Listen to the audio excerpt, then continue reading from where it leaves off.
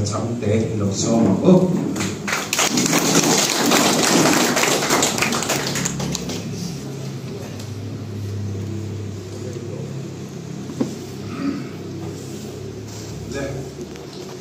Chairman, trong phần dân số một trong phần thế President lại mấy Dr. Bechua thế out run một thế gini cho start một thế thế thì phụ đạo một thế lại đại sứ phụ thế in guest speaker quay Dr. James chính khán chúng ta khán soi dối to James cái này sáng nay mình chú mithiam anh nhá ram mai bộ mithiam ram mai rồi buổi khắp học này mithiam anh nhớ ram mai rồi chuan buổi khắp anh mà rồi chúng ta chỉ chú mithiam ram mai nhớ chú bảo anh apoi một ram khơi tu tu lệ ram tal phung duan tu tang chuan mithiam chú poi một lúc tu chú poi một lúc chú ram mai poi một này gì đó xí chú ram mai này tên là vad mình electrical engineer home em pura de sai ko ma engineer ram mai lo ta pon ve chin to engineer ram mai ne chon ka em to ni ti ka se do engineer ho pe ka jil sang to tu la sum lu ka ngai to chon kan azo vek me ni chon vini hian ni na ka chon guest speaker tu ati ka ni fok la ba kai so lu ten de ber su Dr. James na se do ni han ko ko de an de pu de sa na kai dia When you say to Kanga, and Kobemas Kasui Tuiloma, or to say he Kasui the Sabbath, or to say I talked to one, the delay in a Kalkanian. The Habu in the there. Kanun, I say that one, mean, my Kamek had a point I told it, the Foxella there. No, being a color 20, the Foxella. Like a two, I heard the Doctor Pelo, but then to have been about 10 million my cat, they say, in a club to policy, to Tomboka. When he had Pichu Zilama mining engineer Gania, Chumhalama Chuna advocate, Kailama politician Kanila, Chu multi-facet mining. Avant lesson Chu got 50 no content ring I hear that roll a full lamp along Tani. When they can say do Chum Passaberin, Pumbok then, Punhasata Gara Afuaya.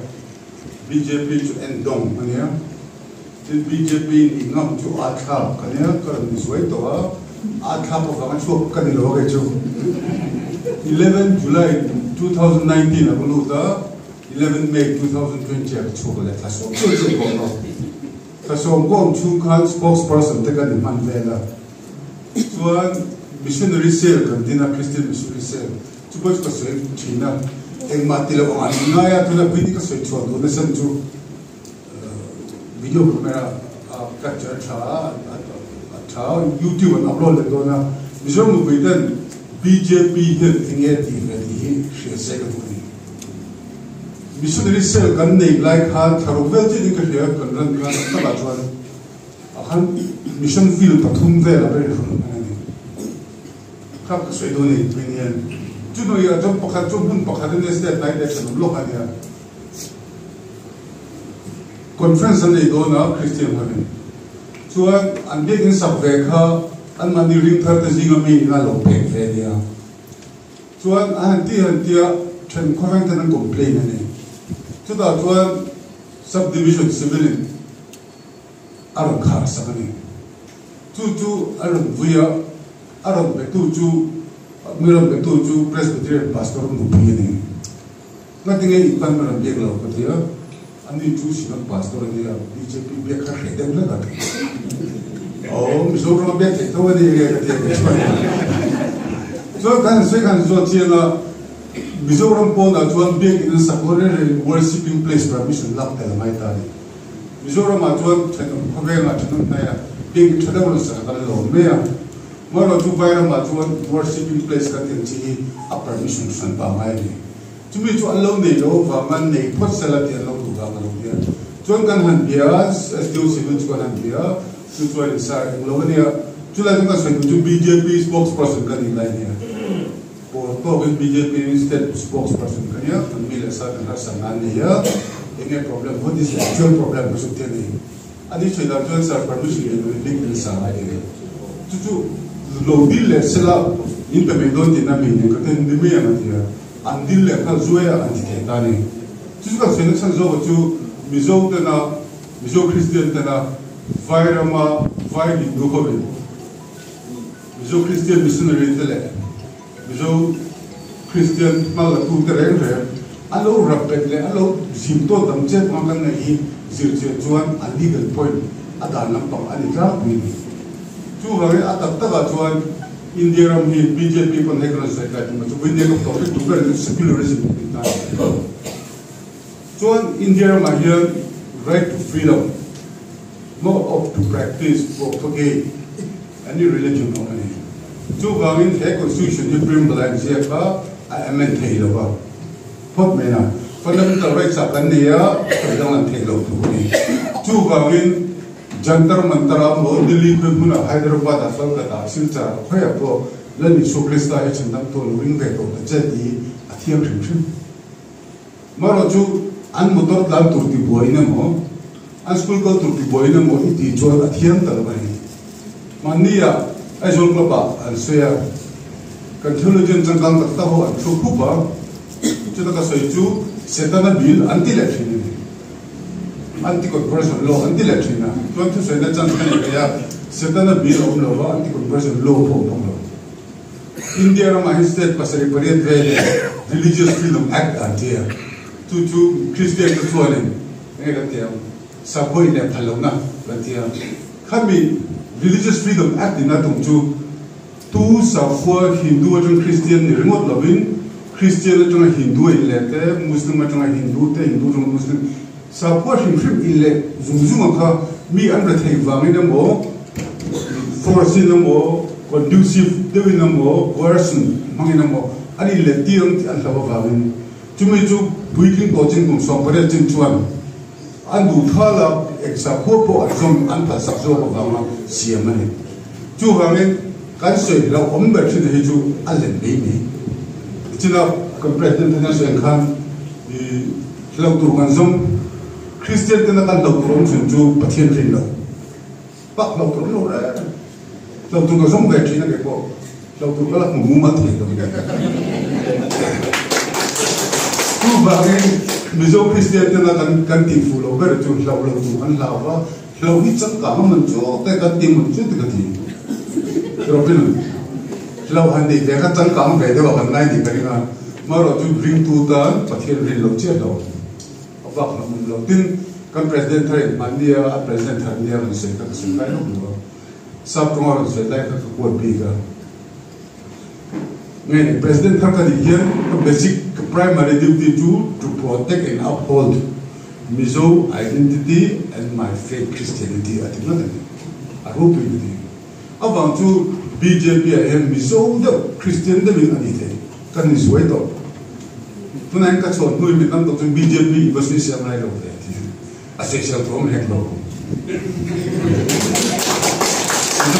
Mizo ma ala no ide ban la lem de ul we central apijum khowela party de ber de khowela party house ber ni ko tuna modi at page ka te za ko ka ente na kan tuna ju modi a chi de thia modi ka silcha ne ka se chak san ju modi he na ke he di foko ba ni ma so bui ti Zero doni. Tu tu kap mucho pero tu modi yan azom muni diara mo mai to. Contract mo na te le. Amol je tu jo rong chuan a chung ka tu ma du sa la nei lo si. Pon treating ana pon treating an la thui bo bo. Amol tu kan jo rong chuan. Mo ma ni chung te pon from the town fellow ni. Maro tu modi ya hi na ke ko vela ko mu na bo ka la an ton lut lut kan te chuan. Film le ram film politician film chuan modi kan ram mai na tun ma president lai chuan ngai ka sa chin chu India independent hotel le kame BJP ro phung ma mo kha chuan India ma mingo ngai san kan is ram westernization ka civilization mo kan ti mingo hu sai ka entona chu chu chang thana mo kan ti tun a chuan mingo hu Indian ne tan tak kan do pui tak ni Mania, General Pakatena, John US and critical journalist Pakatin, why India will become the leader of the world. India him banging the Korea and the Arab discussing. To the Karul Koyam to Hindu and the Yak and the India Mazas from there. Hindu Tak, Hindu Tam woman, Mom, and got twin. To do nothing against the John and Sapole and Ramlet Namachian. Ramlet Nam, Sapoti of that for to open unity. What to do, God say, introduction, I'm going to say it too. So, Gansan say to Napahale, Jonas and Ham, Ketia, who mocked that and Hasataka, Trump, Sotan Foya, BJP, the two Adnachikat, Musit only Nona, Nanny, and the Amis of Zima, John, my second sentence is a hell of low and interesting. Christian missionary Christian society foreign aid and who and Dante Day and just I Hindu society one of them two below there and then turn to some copies in the 11 foreign contribution to relation act where return a lot of over return to over my look the top thing can see not the more example for the can put up and on a car to me a lantern and money can see a two of India Muslim there, terrorism and Sama, and the Hoka, Arabatan, more of them in Hinari, Tamil person to Kahiram Tipuana and non Delphia, two Hamas chicken. Heta anti-conversion law on the Sedan Tipoka, Atakala, BJP Sokar, Chok Helin, Kasaido to tonight, Sechoma secularism, BJP party, secularism, or secularism, Chazok only. Secularism can be held of heads and that one. State Sorkar le Oakland in job. Independent top, secularism and to negative secularism, legal trouble, and fell BJP and people positive secularism. Positive secularism at one and Sapo and Manisa Procadim le Lota and practice and Puitena as a program. Constitution is a Constitution is a BJP program, but we were just done. Congress of Carson in Hollow Film. Minority, Muslim, the Christian, the Vati, well, BJP to Christian, the Bocatan. To me, to declare to him to her, people more that open a fellow media. BJP missionary cell canteen like her. It will be active career. Or maybe take over. Tilling when you cut the level, cut the level. Can I watch him in there? They come and meet her to money. To the missionary cell canteen like her. RSS hold to Kaberu training. Now don't cut the to Takatu, Kovela cross Samba, Wonder. BJP International. To visit Tumsong Puma and Yama, Sato. Kumhani Obzania. Tuan dark red, then Kaproska, Virtena. Oh, Virama, Amalema, Castle, power in the Enoma.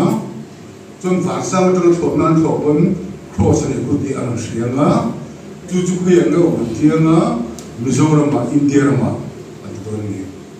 Zukoveli, Indiarama, Tutva, Hindu, Mubuyan, and Netolagan. India Machum Kovela Christian Kosam Beralo, Donasim Dim Capacity. An idea to alone. To a cousin, you talk to Christian BJP Apollo. BJP Napozo to India, me in Ale, India Ganinaya, Ramdam Mikanasa, and so on. Do not focus on Congress now, Mani Bofium Trinkatia. A man of Jonin Mana, but here no more. Patil like a Ramdan and Patil Berek and Tian Gotier. They might Christian Patil Tibet, home a Tian Bolo. Congress did not have to do a whole ten of Falaria. We was a book in India, Malo, Bolo to go from the Concentra, so to Kalo Bunzi, to India here, we go with my sample. We go ball two. USA, I had dear. Horror said illegal immigrant horror said India to hotel among India hotel of this India mine India and Mamo. Indian with Yango, engineers, doctors, IT Lamasama. Two line Koveri, Achalai to India and near Modia Sarkar ne na Viksit Bharat India develop India 2047 in AEMA akum jana che India independent kum jana che ne mase ke chu ai ma chuan number 1 ni ma kare abaru akal de na peren anton loi ringo G7 member bandi lawa masa G7 chairman India dal veto ni tide enga tinga India ka angai zong pon lo kan tan kai ko ti tuna ko BRICS sabena soya India ngai da USA Donald Trump an kumuru to import tariff increase vela international change zaman and it change of 10 to 28% import tariff as tisama chumju chu USA siam lo chu USA le American le tu ne lo diga dia China in item in vele India ni tinga ti o ti mo chu ba India tinga ti tariff increase atum velo 3% 5% vele adal ni khat ni thu ko ni mo la tinga da le te chu Modi the Sokari to Kamu American company like the company in India would say to my Finna again uncalled Lutuga, 2 grand to now Viksit Bharat and develop India and Viksit Mizoram and the Telve Tuna here had to answer Soka and the Chinese sea hope to do an Konka.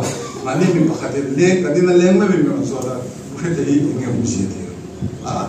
BJP पे लोग हो खोपने मो अदम मत आवे तो बदल हो गया अनपू तो कौन हिलाया अन स्टेट का अन BJP ठट्ठे ने तुझे बालों लगे रेगुलर भी लोग ये बच्चे अमोल बांगोंगा ये तो अदम मत आ अन्य बेहतर तो मैं ऐसे नहीं कल सो चुप्पू बेचो सुपर खान कुबेचो एक्सेस ने चु central BJP secretary to government ministry of transport Kaitu interest value to have a phone number and one of the Savama to part one Ministry of Road Transport Ministry Secretary of Joint Secretary level where Northeast in charge of Savama to part one Helaya NDC Executive Director please do something which can not break at the door Chu and man should take a lot in Italy Pulal Doman Delia Subala Minister Captain Pumadi Pamilo, my son, Korea, and Petri, don't you want the death fair? She came up with the Kalama. Nothing in the Chinese mechanism so hard there, completely with the minister, and dear and dear. And Tim to Brownie. Could I come to a talk to so far they take a talk the kind of Susie and Monto. Cover come to bear and talk. Came Kalenan, think and the abroad. This is a very good thing. Says no one from Katapun Monsella and Bushside in Adaito. Two Chinese engineer and came there, help Pura the Chinese and I did left Malosni. So, Puro the bright polar and name is a watchman and take master and plan more. And you have to watch an application. Hello. Engineer hogan Mizoram minister te Mizoram PWD ka anman ra tha an thun na thang tu chno no e room ka na siama central paisa ma ni Chinese paisa tho ma ra che ma ti si lo ti ba eng pon pon ti be chi ma se la ठीक है देखेगा देगा ने जल्दी में देखेगा no kan den ba ta dia an en ba pe lo Martin Fletcher, money poisa, Mindu to the Kudo, the Kalo, the Gilgum. Two Jukas to Mentane, two have been here, BJP, because we do the Chanetta to member, Carpet of Zadile, something to him more. Kalomno, Dwight and Lomno, Samu to India. In Lomno had entrance there, some of the same development. BJP Lutu, Chuan, Ramlet Namachian. Sumlet by that number 1 of them. I did not say them to look desperate to them. Coming up, if they are not to do some do over going a more to do long, Kalanton, MNF, ZBM tele, part them can go with the home to the town. 200 we hear can wait in the south of my head. Can treat for no ZBM for and base here, MNF like a state check of my ZBM money. My ZBM can. hết là bố về ăn xe bố cả cái big xí là bao development thì khăn là mà thì chỉ là lâu như là bao sum này khăn lâu ai khăn lâu này sum về là nó sẽ chụp để xí lâu này mà này cũng một cái này cái gì này nó đúng là sai thì em cái lâu vậy tụi bay đâu cũng một cái cái sự chụp thế đâu view chẳng hình này ô civil war in sắc là cũng xiêm luôn cả anh view thì nó thì mình bùi thằng phật đại cái thằng phật hắn đi lỗ project là xem nó chụp ảnh hình này abang chụp khu tâm ministry of fire của IAS Italia staff selection promotion đó chụp anh phật cả thiệp man zana David Sailavan azo cái afin zo bol kan tu mati ka khala dik che che ni tu ba me tu na housing for all kan ti te ilang re ya mi pui thang phak direct ka mo ngai ne direct transfer benefit am chi ani lo chuan khulaya vai ho ke ne phakar ba zo ho wa construction le tina kong lai ti ve te tu ko hydel project so ve mini hydel project patum unpack karim lo ra tha abang chu hydel project siam ver ka thu to lo India ma national power grid antia national program passion chun le to tam ra tha tin Mizoram ma siam chu ai national power grid ta ma le ka to zo ji chu ba central bank min pe don lo project boy puya thala minister la ruling party lo even mi pe to ni dikha anchina to an unpack karim lo to unpack to chu ni BJP ho ini entire man la karim lo BJP no number ta ni che lo ka ni kan so du chu ke ni chuan sum do na ru pul ne missionary ru ko in ram mangaila party shwe do dikha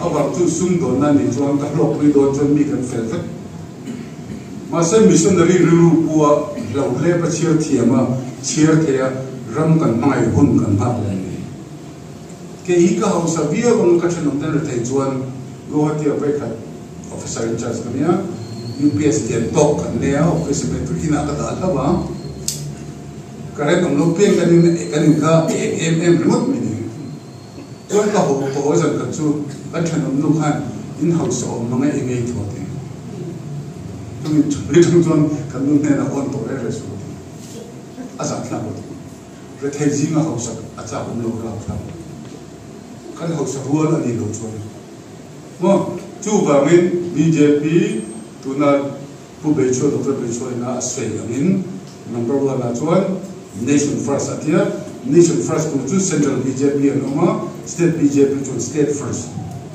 and state dan chholan kan thil ti kan mala na te kan mala lo na jira reka in the larger interest of the public can justify the when money chuta party chuta mimal tin chung han del chuna khan se shoka BJP chatna em chu kha tuna ko ku jem sana kan tis mala corporate atmosphere corporate look ni na company style ni tani congress apum ni chan da ko om ve mana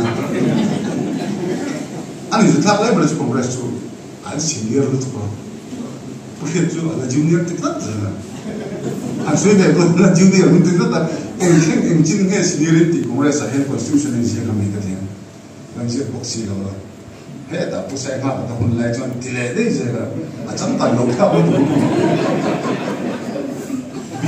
big BJP ka to ka mun dan san se che ka kum thum da na membership an jeni wa so kum thum ai sin na he lo de na ni technically chuan apoi mo em chu ka khem tu na BJP khoi tu de predominantly in business people ni amit sa te no Gujarati ho ni ta ne chung hoi nan to ma chu faidu che je chu faida ho ga to karega ni tu nahi karega a faida ho ne me to tok ne chu ga mi ene mi kalu ke nam amma so Jacinta Vinamut president en fong ma Jacinta ai resourceful to Jacinta hi kan ti na which is not so to that go na thing the content ni na pek mai mai do ne kum khat pola ni lo ti kha a bon kha kum khat ni to ti thapai si lo chu boi kha do mai no tro to ni jodi possible to thằng con đi xe đi thật về chọn đi khá sung đông rừng ruin up productive thì khá nên này business man là một BJP chọn BJP hi lasting mà chăn em mà cho business thì Congress itu juga yang mana kan Rahul dan Nufan itu apa? Rahul dan Meraman ni malah ada yang tadi ni saya dah jual di Bulwell. Kalau largest democracy in the world prime minister kan tadi itu. Mau, tu bagi tam tak kasih. Makan saya, walai tak buat secularism bukan. Misalnya Kristen dan BJP intensif kan seperti itu. Atap tak BJP kan lawan dia, BJP lopo siapa dia. Terus. Central Azukala Minister of BJP vegan please continue. Terus, kami CM te ati de o trong thiam de o te bar o te angka China. Jadi post la ber cum minister juga mo we had a beautiful discussion today. Bisa ada choki di sini loh. No. Kalau speak tu lah tak tu ilau lu mau itu apa? BJP member ni jangan tahu mereka tu macam mana. BJP ni insaf tu lah, BJP jangan jual jual ni, jangan nak ni.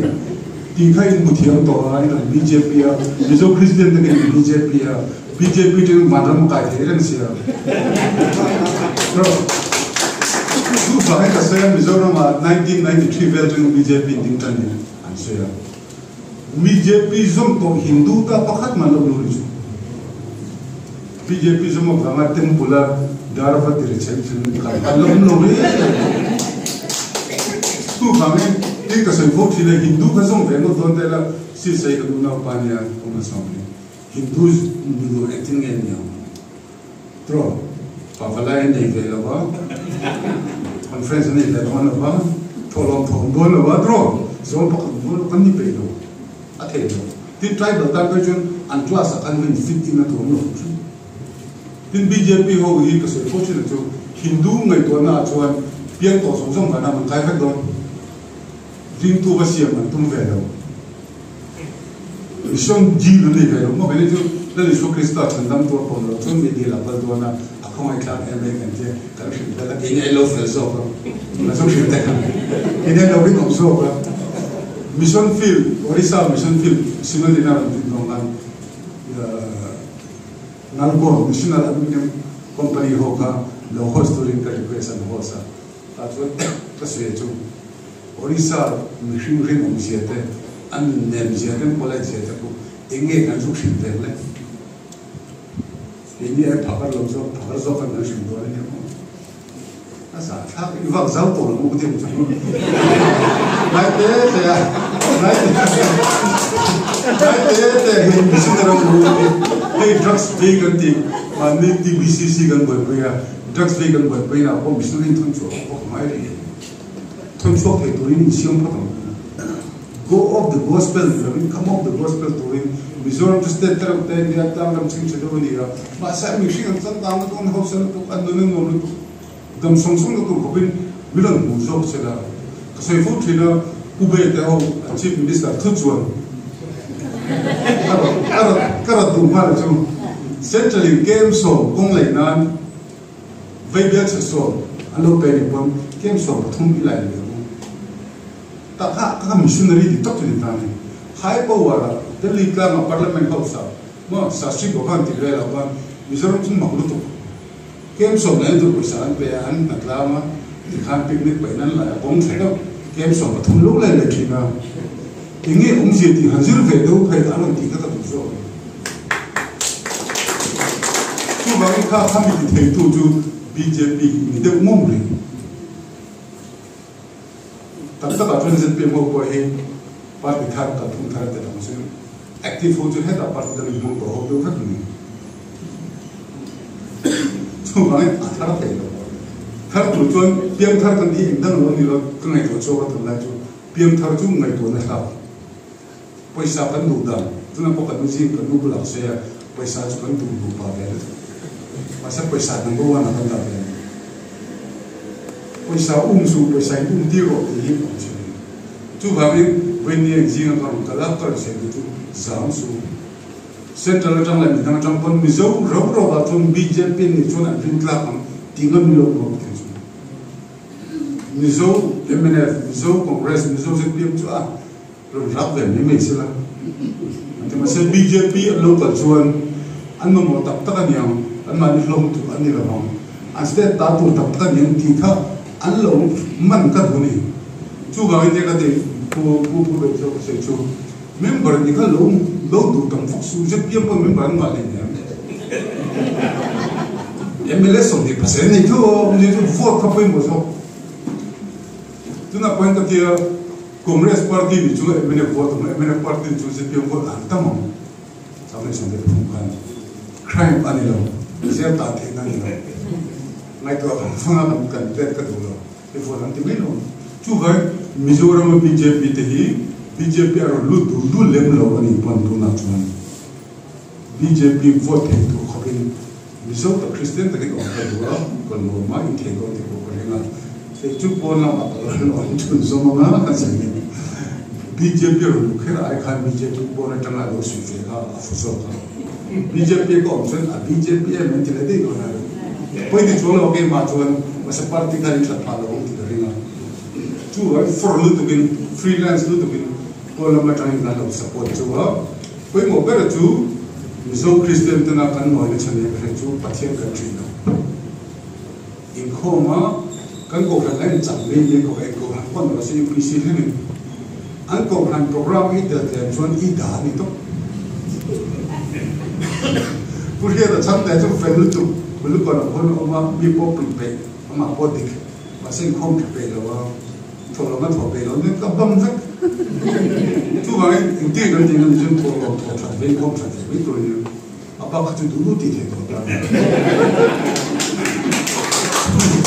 chú cần làm chuyện nào đi á, cần làm đầm lâu na cần sẽ lại tập được cái chú vai bên nhà cái sự chú hồ cái này BJP ni ngang hồ cái chú làm lại nằm ở chiếm anh là chiếm in nhiều Sunday school là đúng không big compound là đi đâu hồ hơn lắm cần meeting là cần mở cần là cần Christian là cần miso là ít thì là ngang hồ thì các số số thứ á số tụ tàu là bây giờ tụi anh này sẽ chơi được chưa cái đồ to mà cái bộ đi sel cũng sắm bể là chúa BJP đâu chú mình bị xin ăn cái đó mà chú BJP ho khá anh mà tu này hiện BJP member India sẽ không thì nó còn cái nào việc mua bốn rồi phải làm hơn việc mua bốn là chú yes việc mua bốn thì nó tụi mình đi tiếng chết rồi mi thì là tiếng đó chú yes BJP Mizoram khác trademark cái này đầu tư từ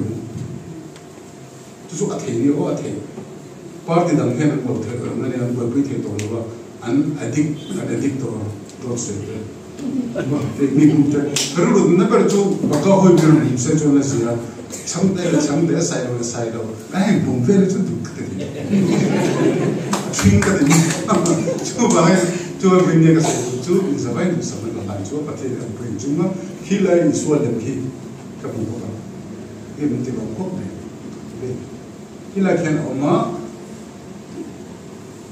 nghe Lakshmana thì nghe đi đâu ông chuông rồi vào hết lại còn vai hồ thì mình là vai hồ khi ta biết sát là đã cái party president rồi tôi nên đặt cái tôi bây giờ khi mình đi xuống Chris ra khi ta remote là bên mua cross cover remote là bên nâng quay tôi à thế cần răng hiện mai tu âm bộ ra sao cho nên nắm lệ kinh cần phong ai lộ xuống là cái nào tôi cho nó cùng với lộ thế National Geography cho nên là extreme tribe cái đó cùng sống nó cần ta tham Mizoram Akhian Mizo Chris Pokemon về à in chế của rap của tôi anh biết chia tiền là lâu anh này chế của rap vào anh riêng tuy em về mà một tập bọn này try support của rap mà sẽ anh Christian là anh bùi để xí đâu anh lâu lên dấu ta vai horin anh lúc chỉ là tụi nó anh minister health chú Asim Chakravarti thì về đấy anh tiếng thì là tụi chú nằm đi lâu chuan chân thế nằm lâu quay đâu chọc đây mình BJP cái lớp chú có đủ sắp nó sang về cái này